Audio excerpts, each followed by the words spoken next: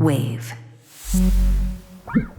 Not gonna lie, 8 years ago today, Jason and I said I do. Yeah.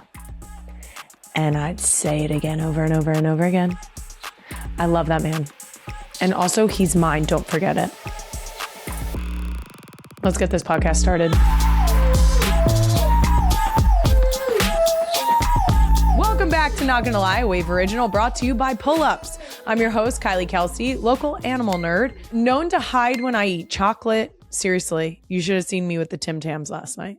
If you know, you know. And other desserts, so my kids don't find me because I don't want to hear, can I have some? Or, what's in your mouth? And noted supporter of women supporting women, because women, specifically the Professional Women's Hockey League, are setting attendance records at Madison Square Garden. The women of the WNBA are finally getting paid, with 15 WNBA players so far signing $1 million plus deals. Insane. Oh yeah, and astronaut Christina Koch just became the first woman to fly around the moon. Shout out and go birds to astronaut Christina of the Artemis 2 crew. She can actually be seen in space in her Phillies jersey with an Eagles bucket hat on. Outstanding. We love that so much. Having a Philadelphia sports fan be the first woman to fly around the moon feels appropriate because we are passionate and there's a certain level of grit to us that I feel like Christina probably directly applied to her training and also this mission. So, way to go, Christina. I can truly say that these are the types of things that we should feel privileged that we get to be alive for and witness in current times. That's very exciting. I was not watching the live streams because going to space freaks me out. The girls and I did talk about how amazing it is that Christina was in the rocket that flew around the moon, and that's a really big accomplishment for her and women. We did discuss that. It was, they're 6 and under, guys, so it was pretty surface level, but we did talk about it. Christina, you are welcome on NGL anytime. I hope that didn't need to be said. And of course, as always, go birds. All right, now that we've addressed our space travel for the day, coming up on today's episode, a fresh edition of Ask Me Some Things, where we've got questions about the transition from 1 to 2 kids and childhood celebrity crushes. After that, I'm going to be joined by someone I've always wanted to talk to. She's a hilarious actress who's been in some of my favorite movies ever. She's also a director, co-owner of a soccer team, and somebody I have, you guessed it, no business speaking to, Elizabeth Banks. But before we get to all that, let's start with a quick NGL announcement. Attention real ones, merch is back. We got the FAFO hoodie and No Business Being Here hat back. Plus, we also just launched a brand new collection. Let's see the photos. Queen Emma. Yes. Support women's sports. You get it. That's what we do around here. Women supporting women. You see what we did there? Support women's sports. Support women sports. We've got the sweatshirt, t-shirt, and hat for this one. I love this one. I'm very excited because I personally really enjoy when we have t-shirts or merch that doesn't have my name on it. Because then I can wear it. So I want to be like the real ones. I want to be matching. Let's be matching. We also have NGL long sleeve now. And look at that. The back says, it's fine, I'm fine. Yeah, because if we say it enough, we'll believe it. Check all of it out now at nglkylie.com. Oh my gosh. You know what this means, guys? Every time we launch a new merch line, we get to pick a charity that we are going to donate the proceeds to. This is so exciting. Here's the deal. We love to impact as many people as possible. So, real ones, I would love some suggestions. If you have organizations or foundations that impact girls in sports, and realistically, I do think that if this also includes girls in the arts, we would also like to look into that, because sports are not the only way that you can have extracurricular activities that enrich the lives of your children, that also teach them about working with a team. If you have an organization or a foundation that you think support women in sports or girls in sports or girls in extracurricular activities, please let us know so that we can review some options, and we will get back to you with which one we choose to be the recipient of this Merch Launches charitable donation. Next order of business, a brand new edition of Ask Me Some Things, because Ask Me Anything was too open-ended. Seriously, you guys gotta chill. Ask Me Some Things is brought to you by Pull-Ups. I thought for some reason when my brain first saw that sentence, it was like, Ask Me Some Things is brought to you by Kylie Kelsey. We've joked about it, but one of these times, guys, I'm gonna pay for an episode and then say whatever the hell I want. That's a lie. We do that anyway. You're literally not allowed to be a sponsor if you're gonna try and tell me what to say. Okay, Ask Me Some Things is brought to you by Pull-Ups. First question here. Matoodle, that's adorable. 31. What is your favorite movie, TV show, and do you have any recommendations? Let me tell you. The last thing he told me, I need to finish the season. I got a little bit distracted because I kept trying to watch it in instances where I was not with my children. And oftentimes that means that I'm by myself in a hotel room or something else. And it freaks me out to watch that show when I'm not in the safety of my own home with big, large man sleeping next to me. I love the Pitt. I had to select not interested on TikTok on multiple the Pitt TikToks because it was going to spoil. I have not had the time to dedicate this time to watching the rest of the season that's currently out. I need you guys not to tell me because I'm in it. I love that show. I think the cast is outstanding. I think it's such an eclectic group of people and the characters are so good. And my ADHD loves that it's one day. It loves that. For some reason, it doesn't make it feel like this season is this long drawn out situation that it's going to be like short, sweet, to the point. And it's not. It's hour-long episodes about the hour of the shift. It's fine. I love it. I love it so much. Next question. Childhood celebrity crush.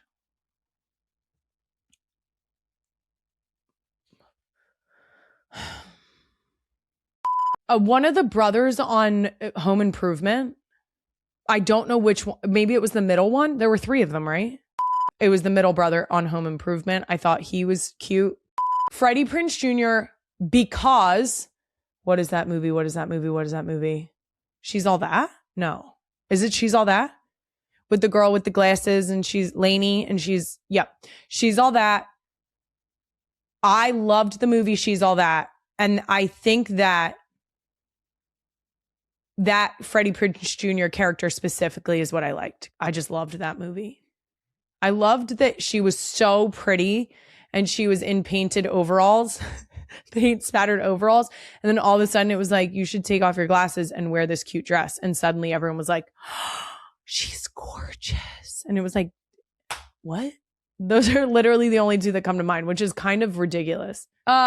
Rose wants to know tips for going from 1 to 2 will be 20 months apart. Oof. 1 to 2 to me felt great. It was entertainment for the older and entertainment for the younger. When the older one is launching themselves off of things, the little blob is just laying there watching them like, that's pretty crazy. So it's built-in entertainment both directions, which I really appreciated. The good news about 1 to 2 is that you still have a hand for each. If they do ready, break, and then they run different directions, you can still grab both of them. So 20 months apart feels good. Our oldest are 17 months apart, and it was so nice because now it feels like they're hitting stages very quickly behind each other, and it's been that way the whole time, and they'll learn from each other. It's so cool to have siblings that are that close in age. I'm biased again because all of our splits are 17, almost 2 years. It's great. I love it. I will say, get a really good baby wrap. something that you're comfortable with that you can put on easily. I was not the person who liked the really long one that you have to figure out how to tie and tuck and all of that stuff. I watched plenty of videos. I got the hang of it. I still didn't like it. It wasn't for me. I think a baby wrap, because if your second is a Velcro child or a Velcro baby, it's so much easier to strap them in, make sure their head is secured and they're tucked safely against your chest. I am not a medical professional, but the tip I was told was you should be able to easily kiss them on the head just by dropping your chin. They shouldn't be like sinking down between, like lower than your boobs. That is helpful because then you get both of your hands back. And don't feel bad about dropping food on that child's head. Do not. I'm not going to judge you if you drop some sandwich on their head. Just make sure you pick it up. If they're close enough that you can kiss their head, you could probably just eat it off of their head if it fell down there. Just a thought. Okay. That's Ask Me Some Things, brought to you by Pull-Ups. Now let's get to Doom Scroll of the Week, brought to you by Lululemon. First up, there's a TikTok trend right now where women are asking their partners if they would eat hypothetical cookies they were given in labor while they are unable to eat. Really? Let's see the clip, Queen Emma. Say we were married and I gave birth to our child. You know you can't eat while you're giving birth. I can't? Women can't eat when they're giving birth. I would not eat cookies while you're giving birth. Have you heard this story? Nope, but I know where it's going. I would never do that. Is that foul? Did someone do that? So this doctor brought this woman 2 cookies and she goes, just save me one of them. You can have the other one. While she's in labor. He goes, okay, yeah. He eats both of them. She goes, after labor, after a really, really, really hard stops. Are you kidding? Oh my God, that's so sad. I know, it's so sad. Okay, first of all, this gentleman is a walking green flag. I can just throw that out there real quick. Second, okay,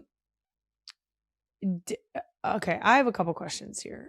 First of all, I have not seen this trend. If I asked Jason not to eat a cookie that was intended for me,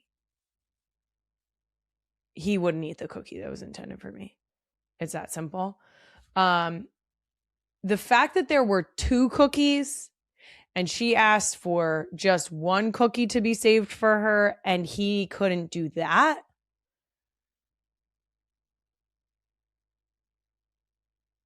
You should have, nope. You should have asked the doctor. Nope. That wasn't going to be any better. You should have punched. I'm kidding. I just can't fathom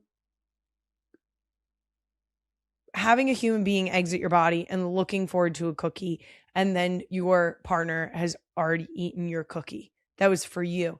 You know those instances where someone does something and they look for some recognition. You're like, oh my gosh, yeah, you earned a sticker. You get a cookie. Like, that's your reward. That is the bare minimum for childbirth. So the fact that he ate your cookies, wow. Also, I would just like to point out, quite some time ago, I made a TikTok about childbirth and my husband's involvement in it. And it was a joke, which people thought I was serious, but it was fully a joke. And at some point, I recorded him eating bagels while I was in labor and therefore could not also enjoy the bagels. And I have had to go back and explain that the background audio of that clip is me like enjoying him eating the bagel. Like, I wanted to know how the bagel was. But don't eat my fucking cookies. You know? I have full faith that Jason would not eat my cookies. I know that for a fact. I have faith in my husband, especially on today, our 8-year anniversary. I know he wouldn't eat my cookies. All right, let's keep it scrolling here. The next clip is, no exaggeration, one of the best things I've seen on the internet. Queen Emma, the clip, please. Can you show me what a frog does? Let's see it. Yes. It says my toddler's version of a frog jumping. Good job, baby. For our audio listeners, he is straight-legged hopping. And his physique, impeccable. If I had to explain it to people, I would say that it looks like you shrunk down an offensive lineman. You shrunk him down. You just did like the little pinch that you do to zoom out on your iPhone. That's that. And that's his physique. So he's perfect. And then he's hopping, but his legs are straight. And no fault of his, he's not actually going very far. And he was not asked for sound effects, but he's fully in character. And he said, Rebet. No notes, not a single fucking note. Mom also posted a video of him doing a big jump, and it's fantastic. Can you do a really big jump? Oh, amazing. Oh, dude. Oh. Again, for my audio listeners, when he is jumping, this is a big jump. A big jump was requested. He is in the grass of the backyard, and I promise you, when he does the jump, the grass blades are still touching the bottom of his feet. Now, the comment section on that video didn't disappoint. As always, we sprint to the comments. Lex says, the sky is truly his limit. See what you did there? The next person said, woo, thank goodness he didn't fly over that wall. Because there was a chance of that. And the third comment says, LeBron James is real quiet since this reel dropped, which is hilarious. He does not have ups. There are no ups happening. I can vividly remember the feeling that I had watching every single one of our girls jump for the first time. Now, Finny, the only jumping she has done was when she was learning to walk, and she would try to what I call scurry. But I think she would equate it to running, an attempt at running. But her feet were still not ready to walk, and she was trying to run. So sometimes when she would try to sort of get a jump start, it would be just that. Both feet would go at the same time, and her feet would actually hit heel first at the same time. And then she would end up her feet, and she'd go really like toes over nose and just on her ass. And it was outstanding. I didn't like that she was bonking her butt. I loved that she was doing it with a jump. I still remember watching the other three girls learn to jump and then proceed to show it off to everybody. I love little kids jumping. I love little kids learning a new thing and then showing it off as if it is just, Olympic gold medal earning situation. What can they do? Some impressive feats. I am of the, what was it? A vine? It's not even a vine. It's a clip from The Office when they're going parkour, parkour, parkour, and just jumping off of chairs. On a regular basis, I will just do a little sideways jump off of a step and be like parkour. And so then they started doing that. And now they will set up obstacle courses in the living room and jump off of a cushion onto the couch and then stand back up and go parkour. And I love that. And that does it for Doom Scroll of the Week, brought to you by Lululemon. Coming up, I'm about to be joined by Elizabeth Banks right after these messages from me. As a mom of 4 kids, 6 and under, I can actually admit I may know a thing or two about potty training. It was difficult to figure out, but we got through it the first time. And by the second time, she was taking notes from her older sister. And then, you guessed it, the third one came along. She took notes from the 2 older ones. I'm hoping that means that Finn is going to be the easiest. There may or may not have been a time where there was a turd on the kitchen floor. It was my first go round, and I've since learned. What I know has worked consistently is positive reinforcement and the help of pull-ups. Luckily, there's a new product from Pull-Ups. The #1 potty training brand has added a learning layer that feels wet but stays dry.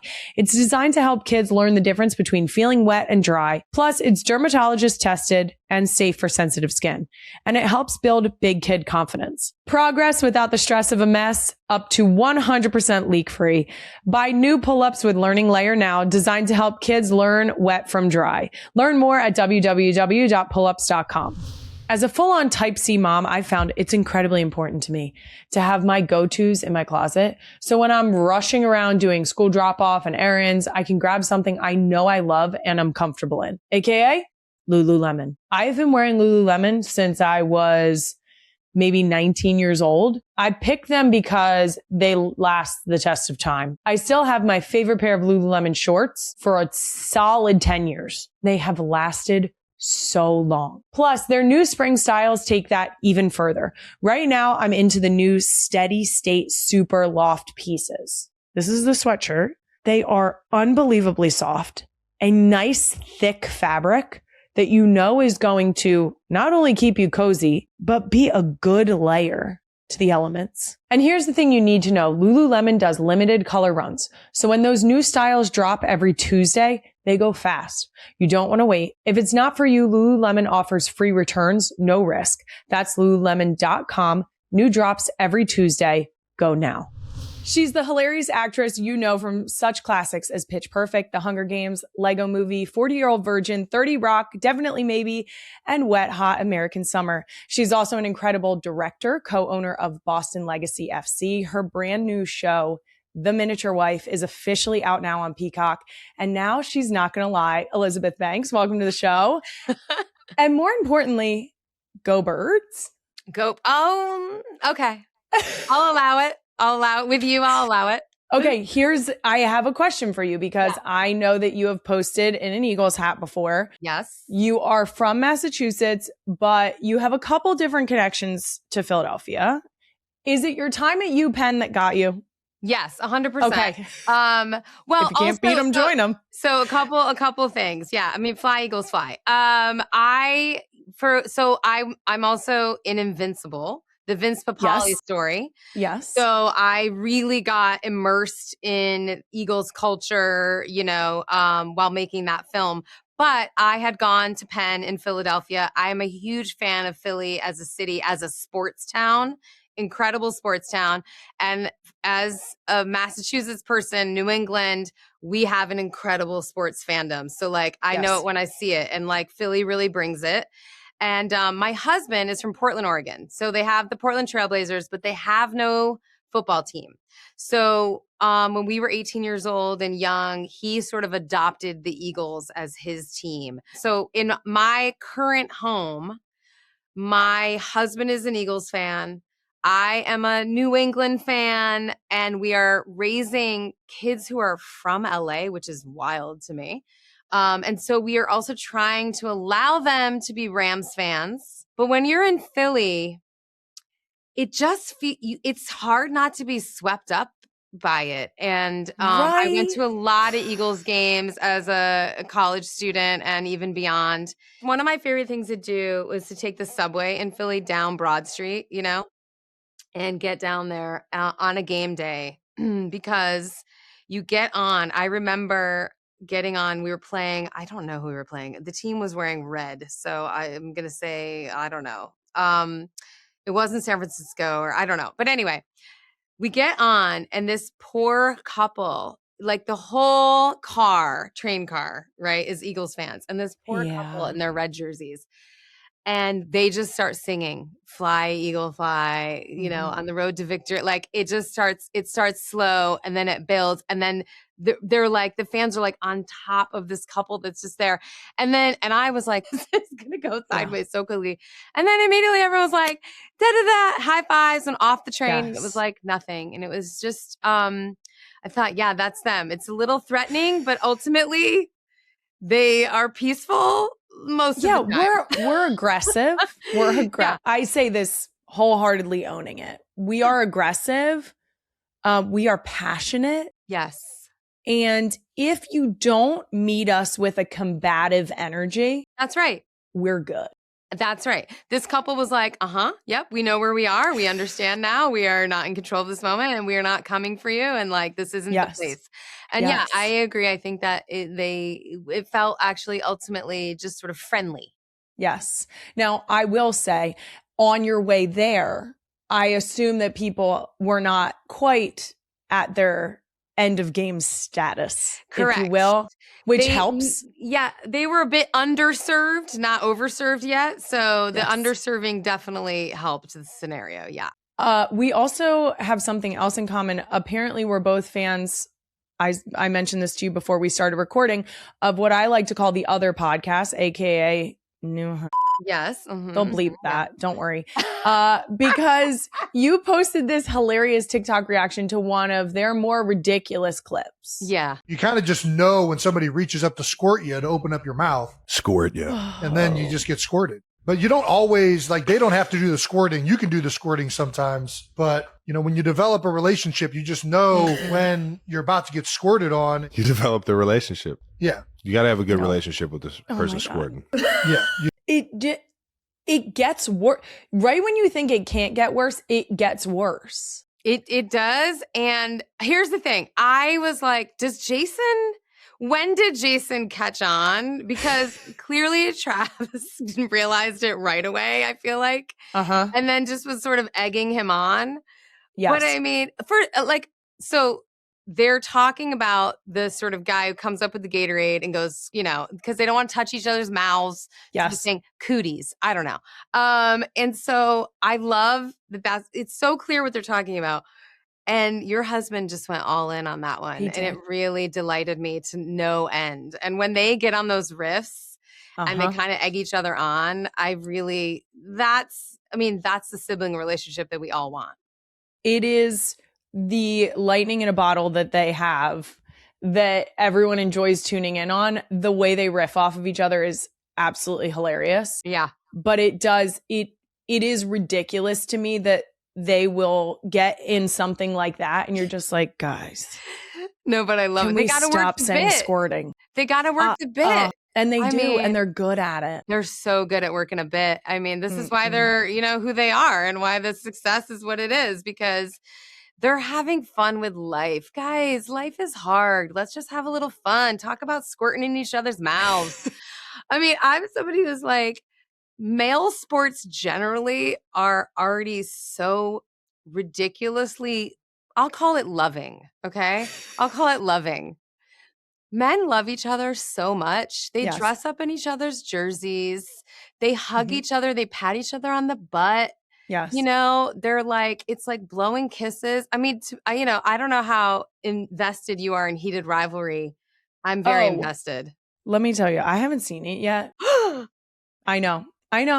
But what I will tell you is right now so you can watch it. Wait, the number of TikToks that I have seen, TikToks or things on Instagram, where people are like at what they're calling the boy aquarium, which is the hockey rink. Yeah. And they look at each other and one person says, "So when do they kiss?"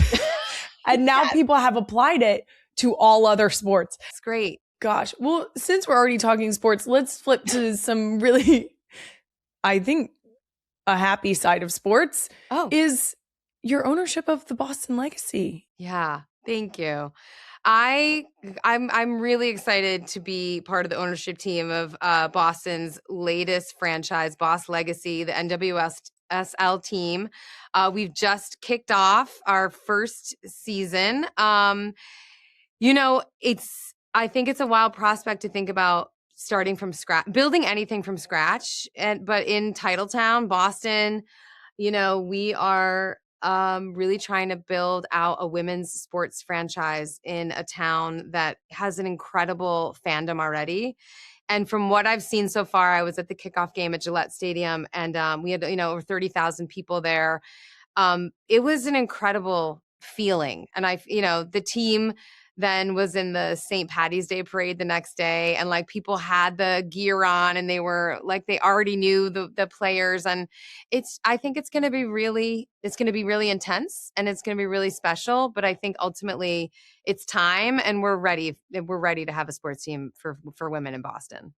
That's like a really good summary of women's sports right now, right? Like it's time. And we're waiting in Philly for the time that we get to have a women's soccer team here. We just got word that 2030 we're getting a W team, a WNBA. So we're headed in the right direction. Yeah. Look, I think sports is a universal language, right? It's like we all love watching the best of us. When you are rising to the level of professional sportsdom, like you've started young, you've committed yourself, you're reaching for something that very few people, there's 7 billion people on the planet. There's only so many professional sports teams. Like you are working at the highest level. And I think it's so inspirational for people to see. And women want to be inspired in that way too. And I want to honor the women that have devoted their lives to their sport by actually paying them to play it and watching them do it and cheering them on. So it took not just like, me saying it, I wanted to put my money where my mouth was. That's incredible. Now, I'd also love to talk to you about the TV shows and movies that everyone loves you in. Thank you. Starting, of course, with your brand new show, The Miniature Wife. Yeah. All 10 episodes are officially streaming now on Peacock. Can you tell us a little bit about this? For the real ones who haven't seen it yet, what do they need to know? The Miniature Wife, a lot of it's in the title. It's about Les and Lindy Littlejohn. My husband is a wild, incredible scientist. He's been working on a shrinking formula, and he accidentally shrinks me. And it's really about power dynamics in a couple. And I think we can all relate to that sense of feeling small in a relationship. Sometimes it's in your romantic relationship. You feel like your needs, wants might be being minimized by your partner. Sometimes it's in a professional setting. My character is an award-winning writer, but she has writer's block and she feels like she's not getting ahead in her career anymore. I think we can all sort of relate to like a boss that makes you feel small. But ultimately, it's a couple that started off in a partnership and has become a competition. I think that's also really relatable for people. I don't know about you, but I try very hard not to keep a tally sheet in my relationship, right? Like, well, I did the dishes and you need to do the laundry and I'm doing the pickup and you're doing the this. And like, it's hard, right? Like when we're really trying to co-parent and like be in a partnership, I think there are just gender dynamics at play and social dynamics at play. And this show is not afraid to tackle those and give the wife a bit of the moral high ground because she gets shrunk and diminished. But then she's very complicated and a little flawed. And so I meant to give you an elevator pitch and now I'm telling you about the entire show. No, it's funny because you're in your explanation and you saying about how it's sort of like trying, like just in our own relationships of not trying to keep a tally board of what people are doing. And in the scene where your character is shrunk down, it is literally like, well, I did this and you did that and then you didn't do this. And it's the perfect example of like when everything gets bottled up and all of a sudden you guys are just like, let's trauma dump. Yes, exactly. Let's lay it all out. Yeah. But it's incredible to know that it really is a very obvious version of like, yes, you got smaller, but it's addressing that in those moments you might feel significantly minimized. Yes, minimized. I think that what was fun was there's really big themes and we were just going to make that feeling that I think is very relatable, literal in the show. And what happened to me when they shrunk me in real life in the show, in the shooting of the show was I had to then work on green screen. Anytime I'm 6 inches tall, I'm working alone, isolated from my scene partner, from the whole rest of the cast and crew in a giant green box by myself. And it's the most vulnerable I've ever felt as an actor because it's already sort of ridiculous to like make believe for a living. Okay. Let's be honest. And now I'm like make believing to like a ball on a stick or like an eye line that's 100 feet away alone while the crew is just like walking to craft service and like on their phone and not being, you know what I mean? Like I'm just alone. There's no back and forth. Yeah. And like, it was really like a mind mess. Like it really fucked with my mind. I don't know if you can swear on your podcast, but it like Please. really. We have a series called Fuck Around and Find Out. You say whatever you want. I know. I suppose that's true. Yeah, I really fucked with my mind, like to be alone and just feel so vulnerable. Like, guys, I'm trying to imagine literally the floor I'm walking on, you know, the walls around me, not to mention like a cat or my husband or my scene partner. And I'm doing like monologues and emotional stuff and I'm crying and I'm like alone. Like it looks insane. Like if you just actually saw behind the scenes footage of me doing this, it's insane what it looks like. And so every once in a while I really like dropped in and sort of looked outside myself and thought, this is so weird what I'm doing. But to your credit, then watching it and not having any sense of like, oh, there is a disconnect. You are so locked in and it is so flowing. It's so fluid and lovely. And so to watch it and know that that's what you were working with is insane. Yeah. That takes a severe amount of talent. Now, you also have so many movies that I want to ask you about. One of my favorite movies of yours is Pitch Perfect. Yeah. It is just, I mean, endlessly quotable, hilarious cast. It was top to bottom outstanding. Do you have a favorite line or scene from the movie? Well, I love saying excuse me. I still will every once in a while go, excuse me. Like Thank you so much for saying that. I say that to my kids. I'm not exaggerating. Probably once a day. I mean, excuse me is just so ridiculous. And all the time. Also, it just sort of says like what you're saying is ridiculous. Yes. Like calm down. Yeah, I don't meet it with ridiculous and say, excuse me. Excuse me. Yeah. So you're being ridiculous. I'm going to be ridiculous. Yeah. You're being insane. It's so good. Yeah, I love that one. I mean, look, I freshen up the downtown, something that really sticks with me as well.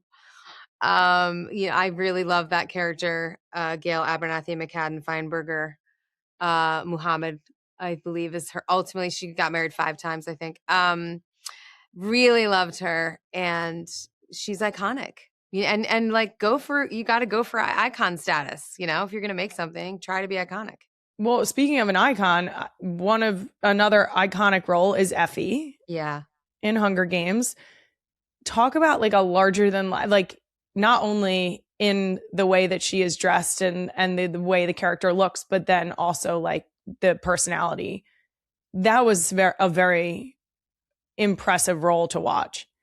Effie is one of my all-time favorites, partially because I think as a character, she has one of the biggest arcs of anyone I've ever played.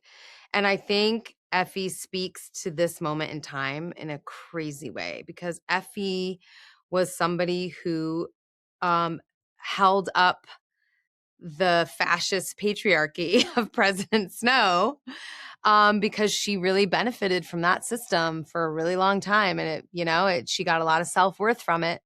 And she's a great cautionary tale. And she's someone who then realizes that system is not fair. When Katniss and Peeta get brought back into the Hunger Games, that absolutely breaks every rule of like what the system is supposed to do. They're supposed to be free. They won. They're supposed to be out. And it's such a harsh reality check for her and a change of heart that she ultimately becomes a revolutionary. But I just thought this is such an incredible story. And unfortunately, I think it speaks more and more to the time that we're living in right now. You said it. I saw the next Hunger Games is coming out this fall with Elle Fanning playing a younger version of Effie. Did you talk to Elle about the character at all? I saw Dakota after she got cast, but I haven't seen Elle, but we texted about it because I was so excited for her. And I know Elle a little bit. And I just think she's a fabulous choice. Actually, kind of the only choice, to be honest. And I also felt like the fans really wanted it to be her. And I think the fandom for the Hunger Games, they get what they want. Well, I think they know it deeply. They do. Right? They're so invested. And in terms of like who Effie was, I'm really interested to see like what they do with that beginning, like with that story. And I think it's really exciting. I love the last movie was great. Battle of the Songbirds and Snakes can be incredible. Like it's all that whole world that Suzanne has created, and also very empowering for young people, right? Like telling young people that they need to be interested citizens in the world around them, that they can't just let the world happen to them. They actually can be a part of it. They have to be invested. Like these big policies, these politicians, like the things that they're doing matter. It actually affects their lives, and they need to start that process of being involved as young as they can be. That is so appropriate. right now. I love talking about Effie for this reason. Checking Allstate first could save you hundreds on car insurance. That's smart. Not checking the diaper bag was stocked up before leaving the house? Of course, that's the exact time when someone decides it's blowout time. And when I say someone, I mean my own 1-year-old daughter. Yeah. Checking first is smart. So check Allstate first for a quote that could save you hundreds. You're in good hands with Allstate. Potential savings vary, subject to terms, conditions, and availability. Allstate North American Insurance Company and affiliates, Northbrook, Illinois. Now I'd like to talk to you some more about motherhood. By the way, girl, you have so many kids. So many. You have twice as many kids as me, and I have too many kids. Yes, but you've made it further. I will also you are further. You are slightly further down the road, and I'm telling you, it gets more and more fun. I love it. I love every so much for saying that. I don't miss any of the younger. I mean, I'm a little. I'm just not a nostalgic person by nature. I'm always like, let's go forward. What's next? What's in the future? I'm like really excited for tomorrow. And I have to say, people are like, oh, you have 2 teenagers. Oh, is that? Oh. And I'm like, I don't know what you're doing at home, but my teenagers are a blast. They must have girls. The people saying that too must have girls. They must have girls. I know. And you have 4 of them. Yes. I'm the oldest of 3 girls. And then we had a baby brother. So I also have 4 kids in my family. And it's everybody there's just those bad moods, those low days, those like those rage, like all of it. And you're not going to escape it. No, but hopefully they are going to be each other's best friends. I bet, because I bet they already are. Yeah. So my best. sisters are my best friends. And I think it was really important to my parents that be the case. And I love that they passed that on to us, that sense that like, do not mess this up. Like as you get older and as you go through life, like the person that's going to know you best and is going to understand you, is going to be there for you, is your siblings. And 4 girls, I mean, my goodness, they are going to have a great time. I hope so. You can already see them sort of riffing off of each other's personalities in a way that is so complementary and also so opposite of each other. Yeah. That it's like you guys have the world right here. Like all of you together are just like, you're the best little squad.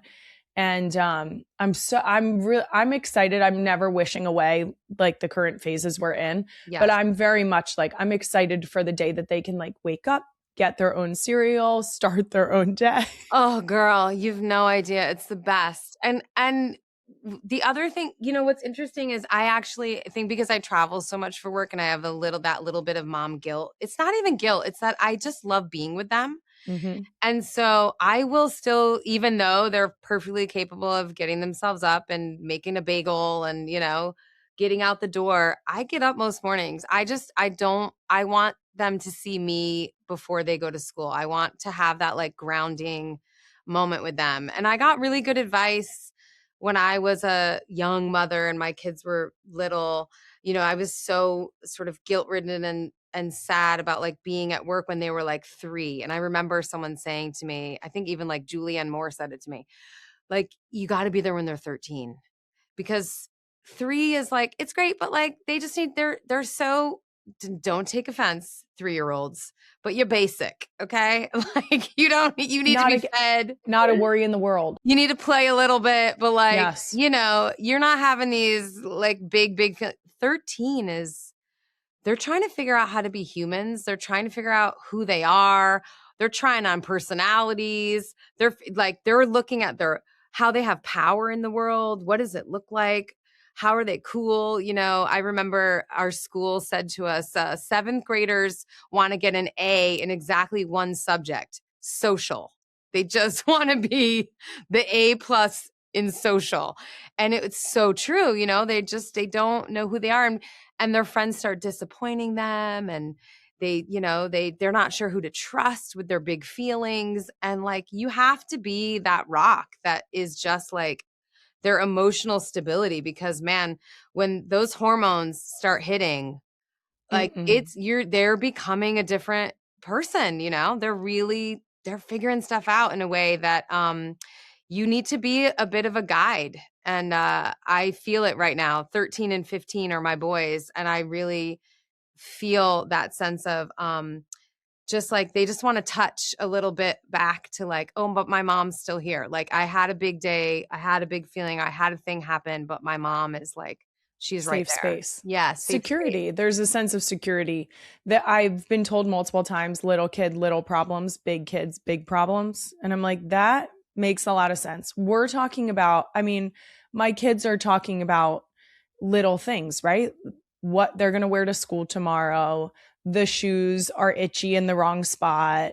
All of those like little things that'll like bring out the big feelings. And when they get to middle school, which I still believe the worst of the worst. Absolute middle school. worst. There's nobody makes it out alive. It's so bad. Yeah. And then you get to middle school and it's all of these things happening. Friends are speaking meanly or this person said that. And it's like, you have to help them be secure in themselves. Absolutely. In a way that was like, when you were younger, a hug and a kiss would fix it.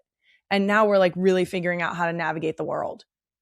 You know, I also, you know, you just realize the older they get, like mine's going to drive next year. Yeah. And the consequences, right, of what they're doing, sex, driving, drugs, smoking, vaping, social media, all of it, just that's what they're navigating. Like, and they're navigating it in a way that it's coming. I mean, I feel overwhelmed in the world that we're living in right now. And I can't imagine being a young person who's being overwhelmed by everything and the consequences of like a wrong move.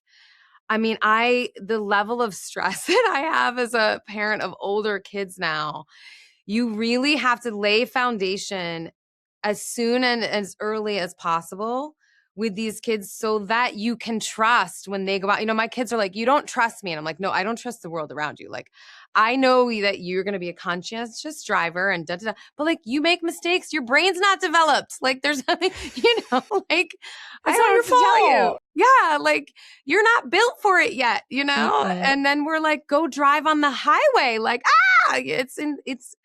it's so nerve-wracking as a parent because we understand the consequences because we have the experience. Right. And now I just saw that you were talking to Jimmy Kimmel about having the talk. The talk. So talk about the responsibility of sending your kids out into the world. That is a very important talk. I could talk about this all day, Kylie. I love it so much because I was a kid who had decent sex education growing up. Great. And we did a program called LAMO, which was learning about myself and others. That's lovely. And we did it sort of through like Girl Scouts and like different church groups and stuff. And I had a mom who lived through the 60s and 70s. Okay. It was like, it was free love. They were all, you know, it was women's liberation. And that meant birth control and the right to reproductive freedom and, you know, all this like sense of yourself, as a person who is going to be in intimate relationships. And I don't think we are doing young people, we're doing so dirty by young people right now. We're teaching them none of this stuff. You may not need the Pythagorean theorem when you're older. You might not need to know, you know, like the entire like chemical, like the physics of space. But you are almost definitely like 99% of us are going to have sex. You're going to want to be paired up with somebody. You're going to want to have love and devotion and somebody who like props you up. We pair up, right? We're humans. We need each other. And by the way, we have to procreate or like it's over. So like we need people to have sex. And we are giving young people zero tools right now. We are essentially saying, porn exists on the internet. Have fun. And like, that's what they're Right? learning. A quick Google, figure it out. Quick Google figure. And we're not giving them any sense of how important it is to create boundaries for yourself and what a healthy relationship looks like. You know I can tell you and Jason model such a beautiful relationship. You can just tell by the way you guys talk about your marriage and your family, which, I'm so grateful for an example like you guys. And in my life, my husband and I, we're very cognizant of like, our kids are watching everything. Like, what are we modeling? How are we doing it? What do we want them to take away? How do we want them to think about relationships and intimacy and love? And, but you actually also have to have those conversations. You want to raise them like, in parenthood that you've come to what you liked that your parents did, what you didn't like that your parents did, what you liked that your friends have done for their kids, what your aunts did to your cousins, like all of those things you've taken notes throughout your life, whether you realize it or not. Yes. And to open up the opportunity for conversations around those things that are just existing around them, gives them the opportunity for you to give feedback and for you to guide them in a way that as parents we're supposed to. Like, obviously they're going to be their own person, but we're supposed to help them along the way. Just a little bit of guidance, keep them safe, help them feel loved, and keep them on their path. It's crazy to me to not talk about like just sex in general. I grew up in a very forward house. Like, it was lighthearted. My aunts would joke about it. We would be at like a family gathering. Everyone's joking around about this and that one's hot and I'm getting some ass tonight. And they're talking about their spouses. Sex positivity. Yeah. It was the most like no pressure, laid back. I knew that I could ask my mom anything under the sun and that she would answer it honestly. Same. It was the best. At some point, I think I've mentioned this before on the podcast, but at some point I went to my mom, I think I was like 13, and I was like, Mom, I'm going to save myself for marriage. My mom looked at me and was like, you got to test drive a car before you buy it. And I was like, got it. Thank you. And I like, obviously she wasn't saying it like 13, go out and do it. She was just saying like, I really respect that you think that that's what you're going to do, but no one is going to shame you for choosing otherwise. No one grows up and says, I wish I didn't know about those things, right? Like they're starving for information. They want, and you want to be what I like to call their trusted adult, right? You don't want that. I mean, they're going to, and if I'm not your trusted adult, then do you have an aunt? Do you have a friend? Do you have a cousin? Do you have an uncle? Like, every kid needs a trusted adult where they can have these big, have their big questions answered and feel safe asking and not feel shamed. Yes. Now, the one thing that I have to ask you, our last question, relates a little bit back to motherhood, because I like to ask all of my guests who are moms on the show this question. What is the best piece of motherhood advice that you have ever received? I really think it has something to do with when kids ask a question, like honor where it's coming from. Like, I think dismissing kids is it's just like one of the worst things that you can do. I saw, this maybe isn't advice, but it was something that I witnessed that I promised myself I would never do. I was flying across the country on an airplane on July 4th. I was coming from Los Angeles to New York. So I was flying, into the sunset, and it was getting darker and darker.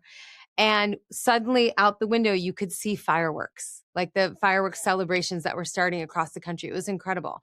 And this little girl was sitting in the seat in front of me, and she turned to her father, who was in the middle seat, and said, Daddy, I can see the fireworks down below. And he said, no, you can't. We're too far away to see the fireworks. I don't know what you're talking about. And I thought, how you can didn't you even dismiss look? Your little girl? First of all, you just told her reality is not real.